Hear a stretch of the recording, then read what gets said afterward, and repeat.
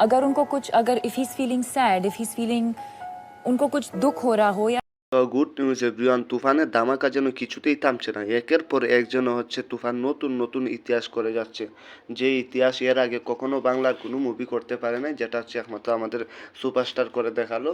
আপনারা হয়তো চারদিকে দেখতেই পাচ্ছেন, সব জায়গা হচ্ছে হাউসফুল হাউসফুল। এছাড়া হচ্ছে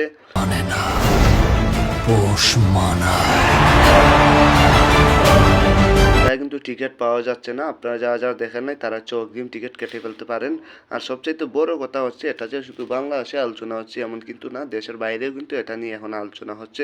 হলিউডে বলেন, বলিউডে বলেন, সব জায়গায় এখন শাকিব খানকে নিয়ে আলোচনা করা হচ্ছে। কারণ শাকিব খান এটা কী চমক দেখাইলো, কী তুফান দেখাইলো শাকিব খান, যেটা দেখে রীতিমতো কিন্তু সবাই হতবাক হয়ে গেছে। বলিউডের জনপ্রিয় নায়িকা দীপিকা পাড়ুকোন, আপনারা আমার সবার পরিচিত, সেই দীপিকা পাড়ুকোন নাকি ঢাকায় আসবেন শুধু শাকিব খানের এই তুফান মুভিটা দেখার জন্য। what is the story behind the brand name?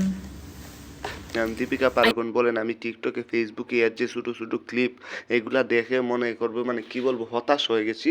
এগুলা দেখে আর সহ্য হচ্ছে না আর কি, তাই বাংলাদেশে আসবেন, ঢাকা আসবেন শাকিব খানের এই অসাধারণ মুভিটা দেখার জন্য। বুঝতে পারছেন যে শাকিব খানের মুভি কী পরিমাণে হাইপ তৈরি করছে।